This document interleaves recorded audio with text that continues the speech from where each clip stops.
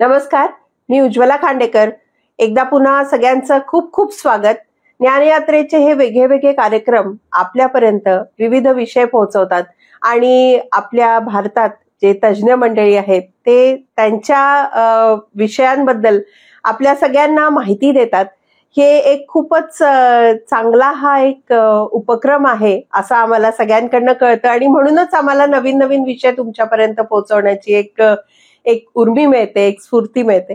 आज आपल्या बरोबर डॉक्टर आर्या जोशी या आहेत आणि आपल्याला त्या आधी पण भेटल्या आहेत. ज्ञानयात्रेच्या कार्यक्रमामध्ये 2 त्यांचे कार्यक्रम झाले, चतुर्मास संकल्पना म्हणून, आणि त्या संकल्पनेच्या ह्याच्यातनंच काही प्रश्न जे त्याच्यात कदाचित आपण विचारू शकलो नाही, आज आपण अगदी थोडक्यात ती चर्चा करून आणि त्यांच्याकडनं जाणून घेऊया. आणि आपली ओळख नक्कीच आहे डॉक्टर आर्या जोशी. तुमचं खूप खूप स्वागत.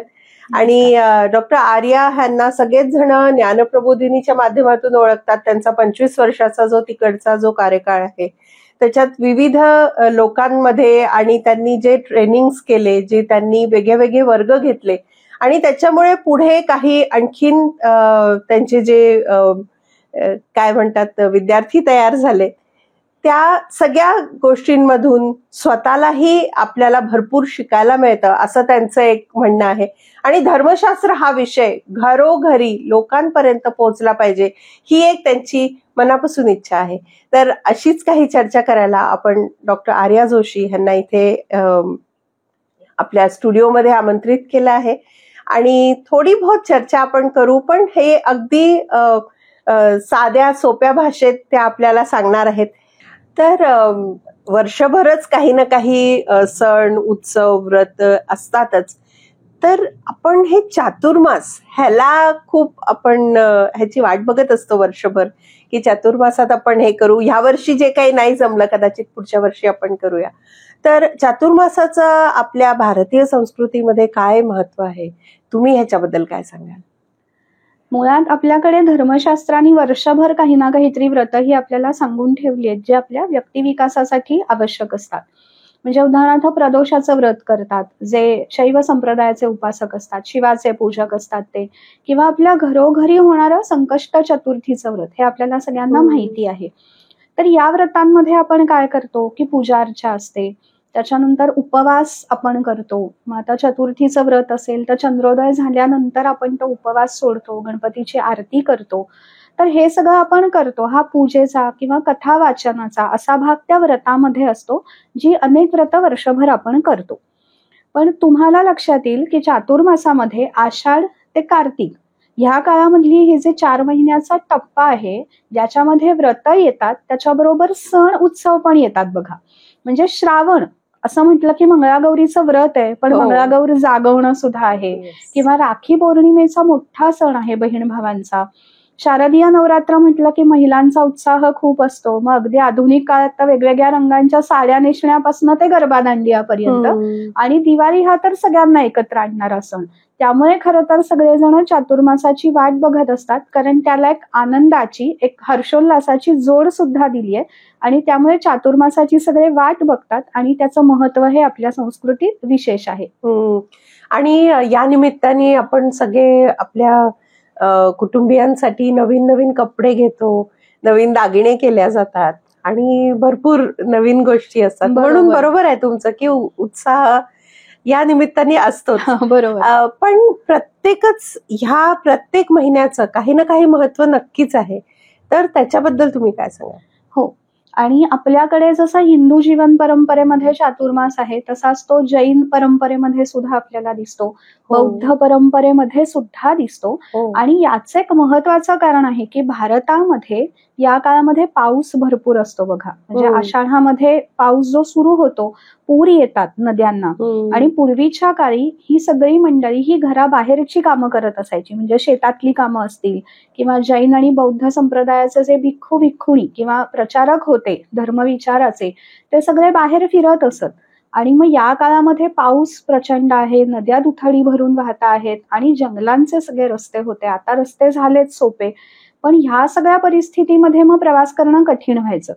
आणि त्यामुळे काय होतं की एका जागी तुम्ही असणं हे अपेक्षित आहे. म्हणजे जेणेकरून तुमचा प्रवास कमी होईल, तुम्हाला पावसाचा त्रास कमी होईल आणि त्यानिमित्ताने मग तुम्ही काहीतरी पूजा अर्चा, देवाचं स्मरण करणं, म्हणजे नुसतं बसण्यापेक्षा हे सगळं करणं, ह्याची जोड ह्याला मिळालेली आहे. आणि त्यामुळे ह्या प्रत्येक महिन्याचं महत्व आपल्याकडे सांगितलंय.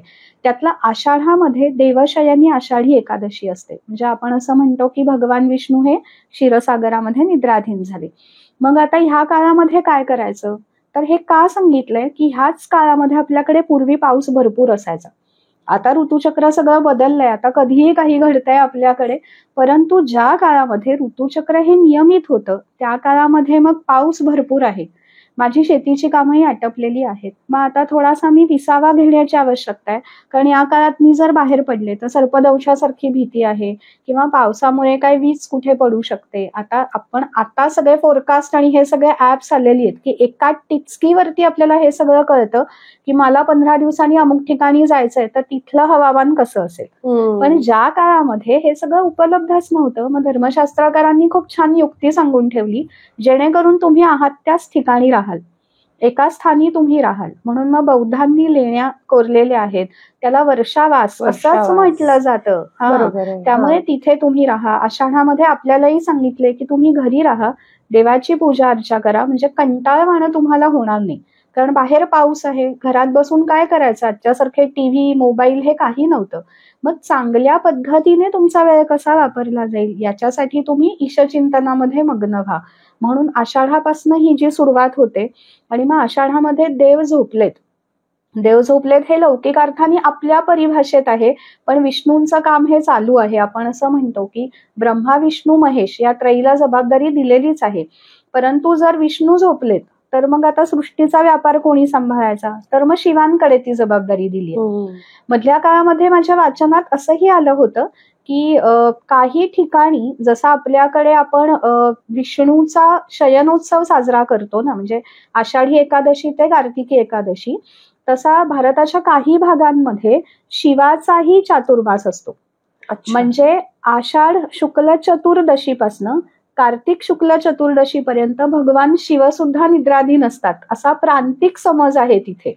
म्हणजे हे असे भेद आपल्याला संप्रदायाच्या नुसार दिसतात. म्हणजे त्या परमेश्वरी तत्वाकडे त्यांचे भक्त कसे बघतात, आणि कसे बघतात तर जसं आपण जगतोय ना तसेच ते बघतात. हे आपल्याला लक्षात येईल की फार फरक नाहीये त्याच्यामध्ये. की मला जर बाहेर पावसाळ्यात आत्ता पडताना काही अडचण आहे, तर कदाचित माझ्या देवालाही अडचण होऊ शकते. मग त्याला काय करायचं, तर त्याला आराम द्यायचा, त्याला शयन स्थितीमध्ये पाठवायचं, जेणेकरून मलाही थोडी विश्रांती मिळेल.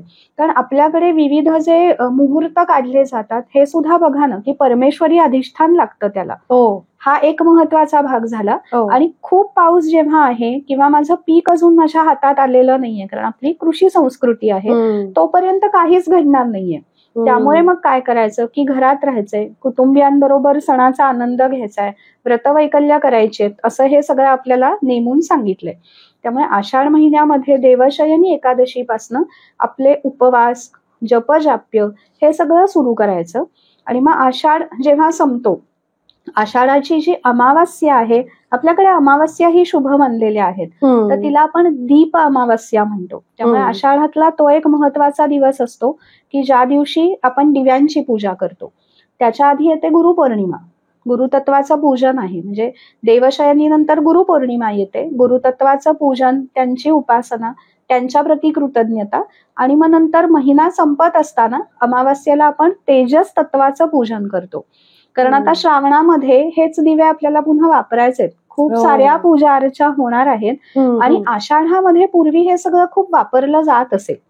मग ती काजळी जी आहे ती दूर करणं आणि त्या दिव्यांनाही विश्रांती देणं, असा त्याच्यामध्ये खूप सुंदर हृदय भाव आहे. म्हणजे निर्जीव वस्तूंना सुद्धा सजीवत्व दिलेलं आहे आपल्याकडे. म्हणजे हे फार छान आहे. त्यामुळे आषाढामध्ये आपण ते करतो. मग पुढे जेव्हा येतो श्रावण, तर श्रावण का विशेष, कारण सण आहेत त्याला ना जोडलेले. आणि आपल्याकडे श्रावणाचा आनंद घेतो तसं उत्तर प्रदेशामध्ये त्याला हरियाली तीज किंवा हरियाली व्रत, हरियाली अमावास्या, इतकी सुंदर नाव आहेत. म्हणजे हरियाली शब्दातच हिरवाई आहे ना सगळी. तर त्यामुळे श्रावणाचं महत्व आहे, कारण सृष्टी समृद्ध झालेली आहे. आणि या श्रावणामध्ये आपल्याकडे एक अतिशय महत्वाचा संस्कार हा वैदिक परंपरेने आपल्याला घालून दिलेला आहे. जो आता काळाच्या ओघात काही विशिष्ट ठिकाणीच आपल्याला दिसतो, आणि तो म्हणजे श्रावणीचा संस्कार. अच्छा. आपल्याला असं दिसतं की जानवं बदलायचा विधी असतो बघा. म्हणजे हो. काही कुटुंबांमध्ये, ज्यांच्या कुटुंबांमध्ये ही पद्धती आहे किंवा ज्या वर्णांमध्ये उपनयन होत असतं, तर अनेकदा ज्येष्ठ मंडळी म्हणतात की म्हणजे श्रावण पौर्णिमेनं मग मला जानवं बदलायचंय. मग त्यांना मार्गदर्शन करणारं कोणी नसलं तरी ते घरच्या घरी त्यांना जसं माहिती असतं, कारण लहानपणी कधीतरी वडिलांबरोबर आजोबांबरोबर श्रावणीला ते गेलेले असतात, त्यामुळे ते त्या पद्धतीने स्वतः प्रयत्न करून स्वतःचं जानवं बदलतात. पण श्रावण महिन्यामध्ये जानवं बदलणं ह्याचा एवढाच मर्यादित अर्थ नाहीये. अच्छा. आपण सेमिस्टर पॅटर्न आहे की नाही आपल्याकडे. म्हणजे कसं की आपल्या महाराष्ट्रामध्ये आता साधारण एप्रिल 15ला परीक्षा संपतात, वार्षिक परीक्षा, अॅन्युअल एक्झाम्स, आणि मग जून 15ला शाळा सुरू होते. मधला जो काळ आहे तो सुट्टीचा असतो, ज्याला आपण समर वेकेशन्स किंवा उन्हाळी सुट्टी म्हणतो. त्याला अनाध्याय असं म्हटलेलं आहे वैदिक परंपरेत. म्हणजे त्या काळात अभ्यास करायचा नाही. अभ्यास नाही. किती छान. हा, सेमिस्टर एंड येते तिथे सुद्धा. आणि गुरुकुलामध्येच मुलं असायची, ती काही घरी परत यायची नाहीत, गुरुच्याच घरी राहायचंय. पण मग ह्या दिवसांमध्ये काय करायचं, तर आषाढामध्ये पहिली भात लावणी किंवा शेतीची कामं ही झालेली असतील, मग त्याच्यानंतर शाकारणी थोडीशी काही करायला लागते, कारण मातीची घरं असायची, मातीच्या भिंती असायच्या, त्यामुळे त्या वास्तूंची थोडी डागडुजी, थोडा पाऊस उघडला पाहिजे ना त्याच्यासाठी. कारण आम्ही आता कोकणातही आमच्याकडे अनुभवतो की उन्हाळी कामं सगळी उन्हाळ्यात केली जातात, पण खूप पाऊस झाला की कुठेतरी काहीतरी पडलंय, मग ते जरा परत तिथे सारवण, लिंपण, किंवा जमीन उखडलेली असते, तर ही सगळी कामं करून घ्यायची. कारण श्रावणात थोडं उघडलेलं असतं. आणि मग त्यावेळी काय होतं की तुमचे कपडे चिखलानी मागतात, जानवं तुमचं खराब होतं. मग हे जे सगळं आहे खराब झालेलं, हे आता तुम्हाला त्यागायचं आहे. म्हणजे त्याचा त्याग करायचा, आपलं जे जानवं आहे तेही बदलायचं, असा सगळा अतिशय सुंदर व्यावहारिक भाव त्या श्रावणीमध्ये आहे. आणि त्याला जोडून एक अतिशय सुंदर विचार आहे. मुळामध्ये श्रावणी ही गुरूंच्या मार्गदर्शनानेच केली जायची. कुठल्या वर्णाची कधी करायची ह्याचं पण काही नियम हे आपल्याकडे सांगून ठेवलेले आहेत. पण त्याचा जो संकल्प आहे तो अतिशय सुंदर आहे. आणि त्याच्यामध्ये विचार काय आहे की मागच्या सत्रामध्ये, मागच्या सेमिस्टरमध्ये थोडक्यात माझ्याकडनं काही चुका झाल्या असतील, मी कोणाला काही चुकून बोललो असेल, कोणाचा अपमान झाला असेल, किंवा ब्रह्मचार्यालाही काही नियम असतात, गृहस्थाला नियम आहेत, वानप्रस्थी जो आहे त्याला नियम आहेत, या नियमांचं उल्लंघन जर माझ्याकडनं झालं असेल तर त्या चुकांची कबुली आहे, त्याचं स्मरण आहे. आणि हे खूप महत्वाचं आहे आजच्या काळात सुद्धा, जे तेव्हा सांगून ठेवलंय. कारण आपण हल्ली सोडून देतो ना गोष्टी की जाऊ दे त्यात काय एवढं, पण श्रावणीच्या निमित्ताने ह्या चुकांची कबुली देणं आहे आणि त्याचं स्मरण की पुन्हा माझ्याकडनं ही चूक होणार नाही. खूप सुंदर विचार आहे हा. आणि मग ज्या ऋषींमुळे आपल्याला हे सगळं ज्ञान मिळतं आहे, त्या ऋषींचं स्मरण आहे, ज्यांच्यामुळे आपलं अस्तित्व आहे, त्या दिवंगत पूर्वजांचं स्मरण ह्याच्यामध्ये आहे. असा अतिशय सुंदर भाव ह्याच्यात आहे. मग यज्ञ होतो, त्याच्यामध्ये आहुती दिल्या जातात, मग तो जानवं बदलायचाही विधी होतो. तर अतिशय सुंदर अशी ती श्रावणी आहे. आणि मला असं वाटतं की श्रावणी हा फक्त विशिष्ट वर्णापुरता जसा तो मर्यादित आहे, तसं खरं तर वेगवेगळ्या शाळांनी पण ही कल्पना उचलून धरली पाहिजे. कारण 17 म्हणजे 17 संपतंय ना, अनाध्याय आहे तो, म्हणजे 17 संपतंय. मग तिथे तुम्ही स्मरण करताय की काय काय चुका झाल्यात, काय चांगलं झालं, काय वाईट झालं, आणि मग तुम्ही पुढच्या सेमिस्टरची सुरुवात करताय. तर हे विद्यार्थ्यांसाठी खूप महत्वाचं आहे. आणि शाळांना जरी हे करणं शक्य नसलं तरी आता आपण ह्या निमित्ताने चर्चा करतोय, तर ज्यांना हे समजेल त्यांनी आपल्या कुटुंबातल्या मुलांना हे जरूर सांगावं की अशा अशा प्रकारचा एक विचार आपल्याकडे आहे, जो श्रावणीच्या निमित्ताने आपल्याला आपल्या परंपरेने दिलेला आहे. त्यामुळे मला स्वतःला श्रावण म्हटलं की श्रावणी आठवते. त्याच्यानंतर संस्कृत दिन असतो नारळी पौर्णिमेला, आणि सहसा श्रावणी ही पौर्णिमेला केली जाते. ज्यांना शक्य आहे सामूहिक पद्धतीनेही ती करतात, कारण पूर्ण चंद्राची आभा आहे आता आणि त्याचं तेज येतं. आणि मग श्रावणीच्याच खरं तर विधीला जोडून एक भाग आपल्याला असाही दिसतो की जो यजमान आहे, जो तो यज्ञ करतो आहे, त्या यजमानाच्या मनगटाला तो पुरोहित एक रक्षासूत्र बांधत असे. अच्छा. किंवा जो राजा आहे, राजा हा प्रजेचं रक्षण करता आहे, त्यामुळे राजाच्याही मनगटाला कुलपुरोहित हा एक रक्षासूत्र बांधत असे.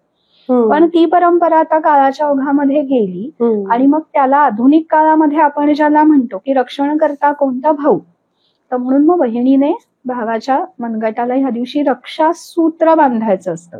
हो, कारण तू माझा रक्षण करता आहेस. आताच्या काळामध्ये आपण नारी अबला सबला ह्या सगळ्या विषयांच्याही पलीकडे गेलोय, कारण मुली आता खूप स्वावलंबी झालेल्या आहेत. बहिणी सुद्धा असल्या तरी त्या म्हणतात की नाही, आम्ही एकमेकींचं रक्षण करतोय. किंवा अशाही परंपरा समाजात दिसतात की समजा तुम्ही आणि मी आहोत, तर आपणही एकमेकींच्या मनगटाला ते रक्षासूत्र बांधावं, जेणेकरून एका स्नेहाच्या धाग्याने आपण जोडलेल्या राहू.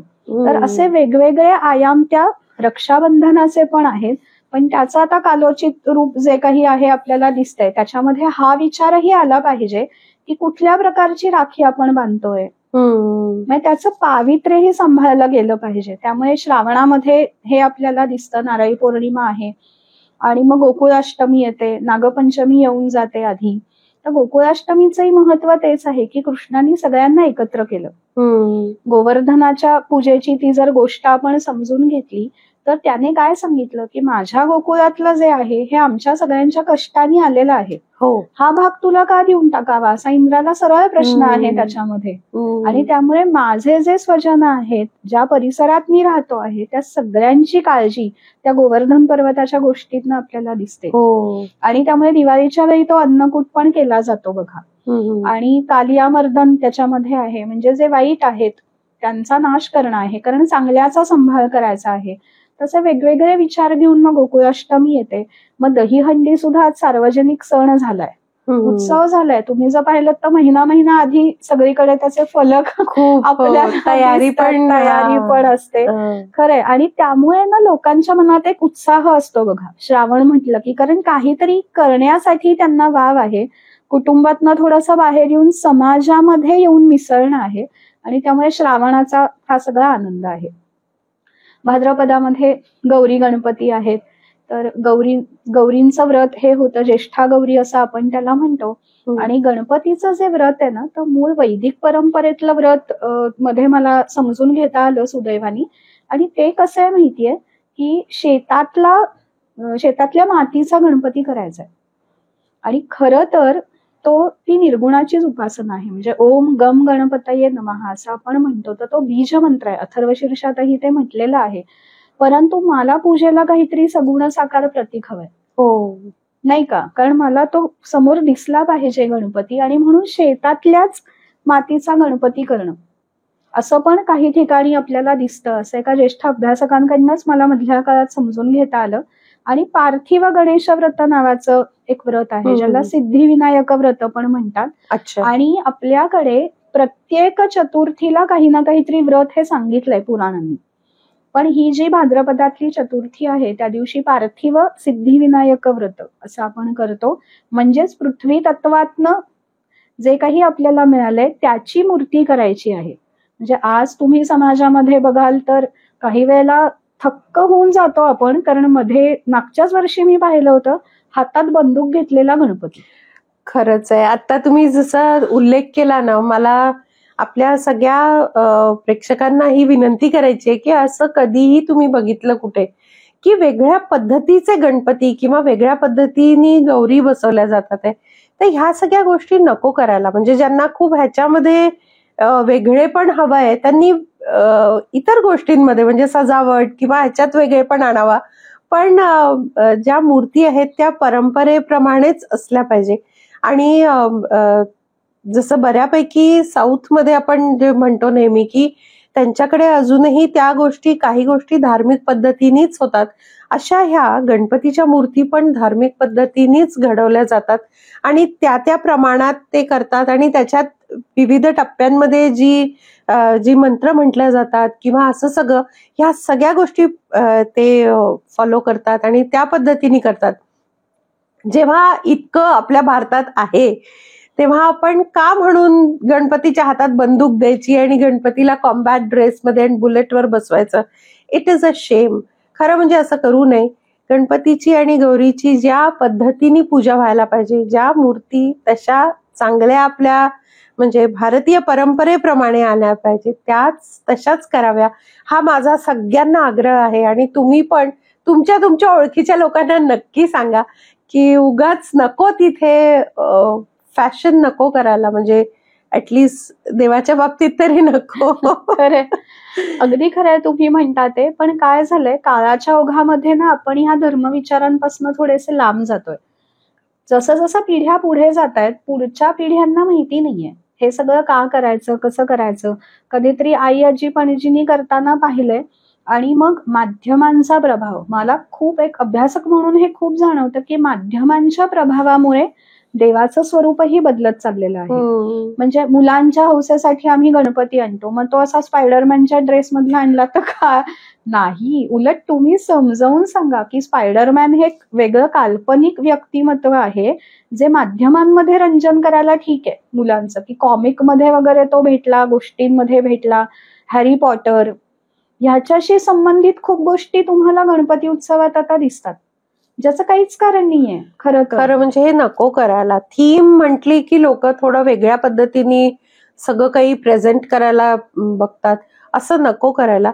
आणि म्हणजे एक मागच्या वर्षी आम्ही पण एका ठिकाणी गेलो होतो, तिथे पण त्यांनी गणपतीला कारगिल च्या ह्याच्यामध्ये वरती बसवून, पण तो गणपती म्हणजे गणपती व्यवस्थित होता, त्याला काही कॉम्बॅट ड्रेस घातला नव्हता. म्हणजे मी आर्मी बॅकग्राऊंड मधून आहे, त्यामुळे मला या गोष्टी फार जाणवतात. बरोबर, की लोकांनी त्या गोष्टी त्याची तेवढं त्याचं पावित्र्य ठेवलं पाहिजे आणि आपल्या पुढच्या पिढीला नक्कीच सांगितलं पाहिजे. जसं तुम्ही म्हणता की मुलांच्या हौशीसाठी आईवडिलांनी बदलणं ह्याच्यामध्ये अर्थ नाही खरंच. तर पुढे जाऊयात आपण.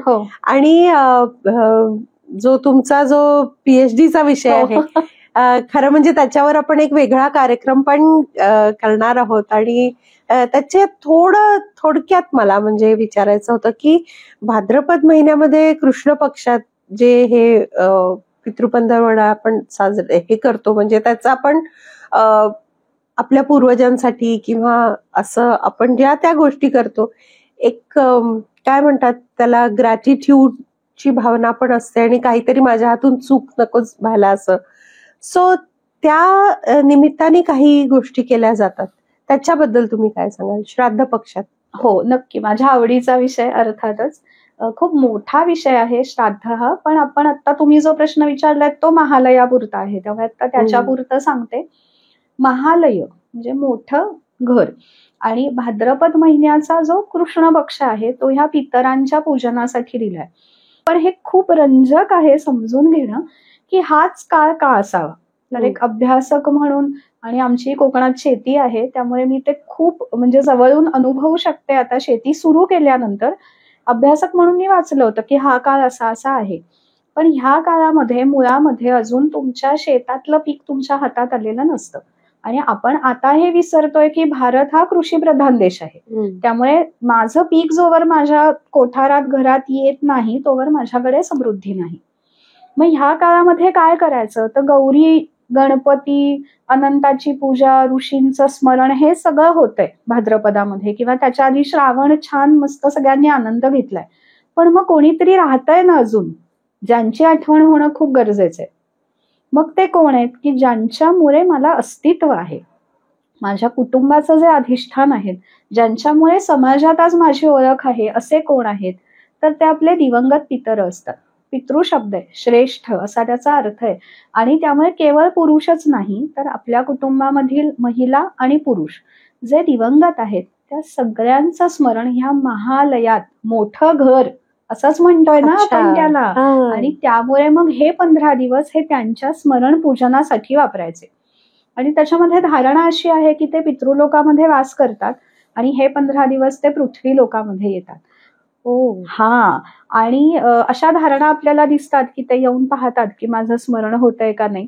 तर मला अनेकदा सर्वांना सांगावंसं वाटतं की त्यांनी येऊन वाट बघण्याची गरजच नाहीये खरं तर. कारण आपलं कर्तव्य आहे की ज्यांच्यामुळे आज मी आहे त्यांचं स्मरण होणं.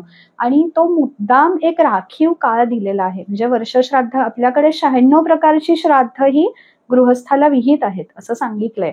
96 प्रकारची श्राद्ध वेगवेगळी, पण त्यातल्या महालय म्हणजे वर्षश्राद्ध आपण करतो, व्यक्ती गेल्यानंतरचे 13व्याचे दिवस वगैरे करतो, हे तर जरूर आपल्या आपल्या धारणेनुसार करावंच. पण महालयामध्ये का स्मरण करावं माहितीये? तर आता फक्त माझे आई वडील, आजी आजोबा दोन्हीकडचे ह्यांचं स्मरण ह्याच्यात नाहीये. एक लक्षात घेण्यासारखी भाग त्यातला एक असा आहे की मला जे ज्ञात नातेवाईक आहेत, म्हणजे आत्ते, मामे, चुलत, हे सगळे दोन्हीकडचे, तो गृहस्थ यजमान जेव्हा बसतोय विधी करायला, तर त्याच्याही घरातले आणि त्याची पत्नी, तिच्याही माहेरची मंडळी त्याच्यामध्ये असतात. ज्या स्त्रिया गेलेल्या आहेत त्यांचंही स्मरण असतं.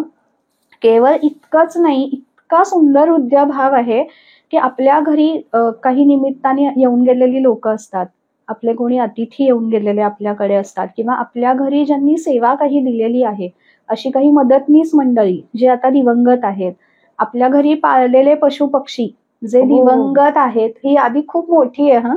त्याच्यानंतर अगदी आपल्या कुटुंबातली गर्भावस्थेमध्ये काही वेळा मुलं जायची पूर्वी, आता खूप सगळं झालंय, पण अजूनही आपल्याला ते प्रकार दिसतात. किंवा काही व्यंग असेल म्हणून अपुऱ्या दिवसांची बाळ जन्माला येतात, मग ती जातात. तर या सगळ्यांचं स्मरण आहे.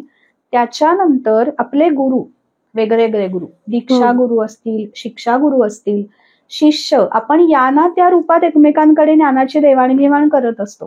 कधीतरी आपण कोणाचा तरी शिष्य असतो, कधीतरी आपण आपल्याला कोणीतरी गुरुस्थानी मानत असतो. असे जे दिवंगत आहेत त्या सगळ्यांचं स्मरण आहे. त्याच्यानंतर आपल्या नकळत किडा मुंगी मारली जाते.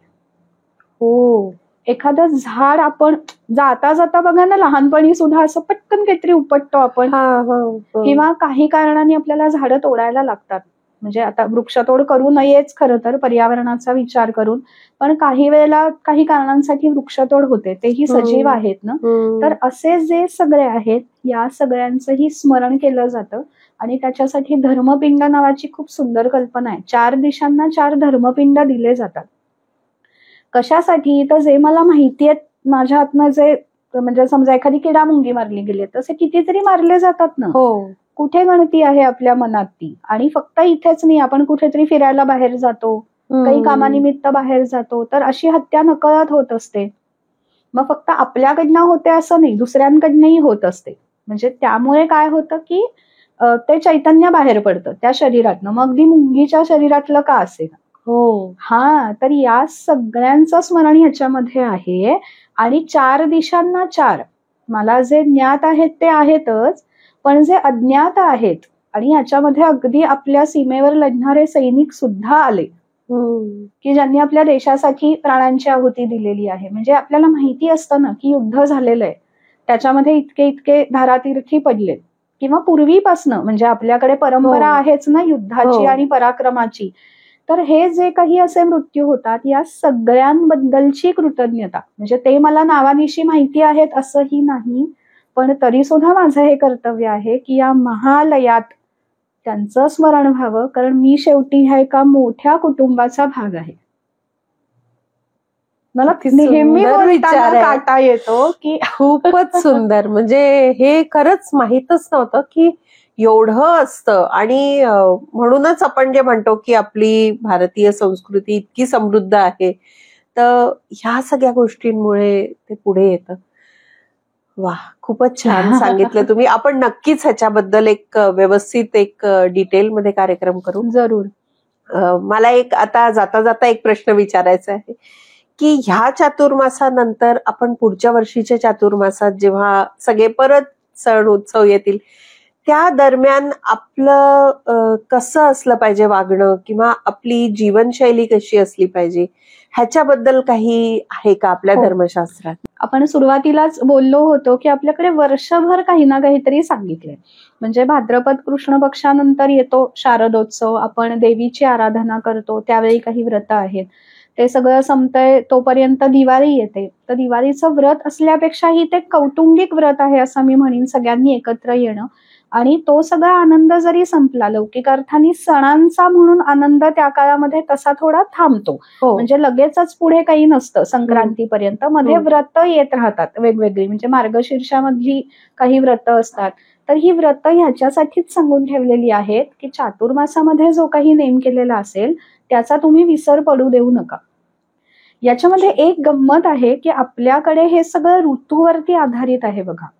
म्हणजे चातुर्मासाचा जेव्हा आपण विचार करतो तेव्हा ऋतू संधी आहे, म्हणजे वर्षा ऋतू आणि शरद ऋतू ह्या दोन्हीचा विचार आहे. आणि तो संधी म्हणजे जिथे ते दोन, पहिला ऋतू संपतोय आणि दुसरा ऋतू सुरू होतो, तर त्यामुळे भाद्रपदामध्ये वर्षा संपून शरद ऋतूची सुरुवात ही पुढे अश्विन महिन्यामध्ये होते. तर हे चक्र आपल्याकडे चालूच आहे ना, म्हणजे आपले जे 6 ऋतूंचे 6 सोहळे असं म्हटलेलंच आहे आपल्याकडे. तर ते याच्यासाठीच आहे की तो सोहळा कशासाठी आहे, तर तो माझ्यासाठी आहे. म्हणजे ती जी व्रत असतात, म्हणजे अगदी मार्गशीर्षामध्ये दत्त जयंतीचं व्रत एक मोठ्या प्रमाणावर आपल्याकडे होतं, दत्त संप्रदाय आहे. गुरुचरित्राचं पारायण हे खूप महत्वाचं व्रत मानलं गेलेलं आहे. अनेक लोक ते आस्थेने करतात आणि त्यात खरंच व्रत आहे ना, की तुम्ही कसं झोपायचंय, काय खायचंय, कुठल्या वेळी काय करायचंय, ह्याचे नेम दिलेले, ब्रह्मचर्याचं पालन करायचं. एक्झॅक्टली. त्याच्यानंतर मग पुढे मकर संक्रांती जेव्हा येते, त्याला आपण आजच्या इंग्लिशमध्ये हार्वेस्ट फेस्टिवलच म्हणतात त्याला, कारण तो कृषीशी संबंधित आहे. आणि एक लक्षात घेतलं तर संपूर्ण भारतभरामध्ये संक्रांतीचा सण हा साजरा होतो वेगवेगळ्या प्रकारे. मग कुठे तो बैसाखी म्हणून येत असेल, कुठे तो मकर संक्रांती म्हणून येत असेल, कुठे बिहू म्हणून. कारण जिथे जिथे ज्या टप्प्यात पीक हाती येणार आहे, नवं पीक हाती येणार आहे, त्याचा आनंद सोहळा हा साजरा करायचा. कारण माझे सगळे कष्ट आहेत, माझा घाम आहे गाळलेला मी त्याच्यामध्ये, माझी मुद्दल त्याच्यामध्ये घातलेली मी असते, आणि सगळ्यांनी मिळून केलेले जे कष्ट असतात ते या निमित्ताने आपल्या समोर येत असतात, आपल्या सगळ्यांसाठी म्हणून. तर त्यामुळे ही व्रत वेगवेगळी सांगितलेली आहेत आणि ते सण म्हणूनही आपल्याला येताना दिसतात. तर त्यामुळे पुढचा चातुर्मास सुरू होईपर्यंत चातुर्मासातली व्रत तर आपल्याला करायचीच आहेत, पण ह्या मधल्या टप्प्यांमधली जी व्रत आहेत ना, तीही यांना त्या प्रकारे करण्याचा आपण जर प्रयत्न केला तर त्या व्रतामध्ये खंड पडणार नाही. आणि स्वातंत्र्यवीर सावरकरांचं खूप सुंदर वचन आहे की घेतले व्रत न हे आम्ही अंधतेने. अंधपणा नाही, अंधळेपणाने कुठलंही व्रत घेऊ नका. तुम्हाला सगळी व्रत करणं नाही शक्य झालं, नका करू, कारण इतकी व्रत आहेत आपल्याकडे. म्हणजे एक अभ्यासक म्हणून अनेक गोष्टी वाचनात येत असतात किंवा शोधायला आवडतात.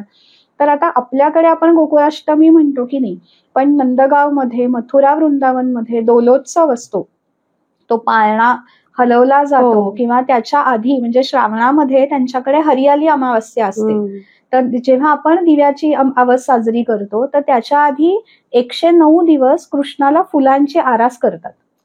हा, म्हणजे हे सतत सगळीकडे भारतभर चालू आहे. आणि मला वाटतं की हे आपल्या भारत देशाचं सांस्कृतिक संचित आहे की निसर्गही तुम्हाला त्या त्यावेळी तसं तसं स्मरण करून देतो बघा. म्हणून मग होळीचा सण आला ना, होलिका दहनाची गोष्ट आहे भक्त प्रल्हादाशी जोडलेली, पण त्यावेळी ऋतूच तुम्हाला असा आहे की पानगळ खूप झालीये, म्हणजे झाडं आता मोकळी झालेली असतात सगळी. मग हे सगळं काय करायचं, तर त्याची व्यवस्थितपणे विल्हेवाट असं नाही, पण व्यवस्था लावण्यासाठी म्हणून मग ते सगळं एकत्र उभं करायचं आणि ते जाळायचं. पण त्याला जाळणं म्हणत नाही ना आपण दहन म्हणतो. होळी पेटवली किंवा होळी जाळली असं नाही म्हणत, होलिका दहन असं आपण म्हणतो. आणि ते दहन करण्यापूर्वी त्या अग्नितत्वाची पूजा करतो.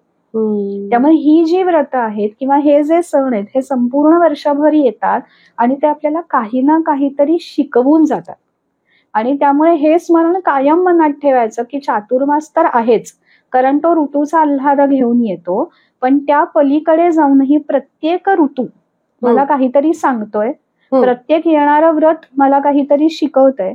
आणि मग त्या पद्धतीने जर आपण आपलं आचरण केलं, संकष्ट चतुर्थीचं व्रत वर्षानुवर्ष करणारी कुटुंब आहेत, खूप निष्ठेने लोक ते करतात. म्हणजे असं नाहीये की ते चातुर्मासातच फक्त होतं, ते खरं तर गाणपत्य संप्रदायाचं व्रत आहे, पण आज ते सगळ्यांनी आपलंसं केलेलं आहे. त्यामुळे असं कुठलं ना कुठलं व्रत, म्हणजे आधुनिक काळामध्ये आपण जर म्हटलं तर सायकल चालवणं पर्यावरणासाठी, म्हणजे 2 व्हीलर दुचाकीचा वापर, म्हणजे ज्याच्यामध्ये पर्यावरणाची हानी होतीये, असं काहीतरी करण्यापेक्षा मग मी सायकल चालवी. किंवा पाण्याचा योग्य प्रकारे वापर, मला कुठेतरी नळ सोडलेला दिसतोय तर मी तो बंद करायचा, बंद करून. किंवा हल्ली आता प्राण्यांसाठी काम करणाऱ्या ही खूप संस्था आहेत. आणि आमच्याकडे पाळीव प्राणी असल्यामुळे मला त्याची आता कल्पना येते, त्यानिमित्ताने वेगवेगळ्या संस्था कसं काम करतात हेही समजतं. तर ही अशा प्रकारची आधुनिक व्रत सुद्धा, किंवा गोपालन, गोशाळा आहेत, आज आता घरोघरी आपल्याला गायी दिसत नाही, पण मग अशा ठिकाणी जाऊन काहीतरी सेवा पुरवणं असेल किंवा अशा रचनांना दान देणं असेल, तुम्ही स्वतः जाऊन काही सहभाग घेणं असेल, अशा प्रकारे हे व्रत हे तुम्ही आयुष्यभर खरं तर करायचं आहे. त्यामुळे चातुर्मासाचा आनंद मनात ठेवून वर्षभर काही ना काहीतरी करत पुढच्या चातुर्मासाची वाट पाहणं आणि दरवर्षी जर एक नवा संकल्प करता आला तर ते वाढत जाईल. म्हणजे त्याच्यामध्ये मल्टिप्लिकेशन होत जाणार आहे की या चातुर्मासात हा संकल्प केला, मग तो मी वर्षभर पाळला, मग तो अधिक एक नवा संकल्प पुढच्या चातुर्मासात, असं तुम्ही वाढत वाढत वाढत तुम्हाला शक्य आहे त्या प्रकारे ही सगळी व्रत करू शकता. कारण धर्मशास्त्रकारांनी अतिशय विचारपूर्वक आपल्या आयुष्यात ह्या व्रतांची पेरणी केलेलीच आहे आणि त्याच्यासाठी सणांचा आनंद हा चातुर्मासात घालून ठेवलेला आहे. नक्की, खूपच छान माहिती दिली आज तुम्ही. इतकं सोपं करून सांगितलं. खरं म्हणजे धर्मशास्त्र म्हटलं की बऱ्याच लोकांना थोडी भीती वाटते, असं वाटतं की हे खूप काहीतरी ह्याच्यात कठीण काहीतरी असेल, पण तुम्ही इतकं सोपं करून सांगितलं. माझी खात्री आहे की आपल्या प्रेक्षकांना नक्कीच या गोष्टी समजल्याही असतील आणि काही जे आधीपासून थोडं माहित असतं त्याच्यात एक थोडी आणखी ज्ञानाची भर पडली असेल. आणि आपण जेव्हा आपल्या कुटुंबियांबरोबर ह्या गोष्टींची चर्चा करतो तेव्हा असे संदर्भ आपल्याला जेव्हा मिळतात तेव्हा खरोखरच ही आपली सगळ्यांची ज्ञानयात्रा सफल होते.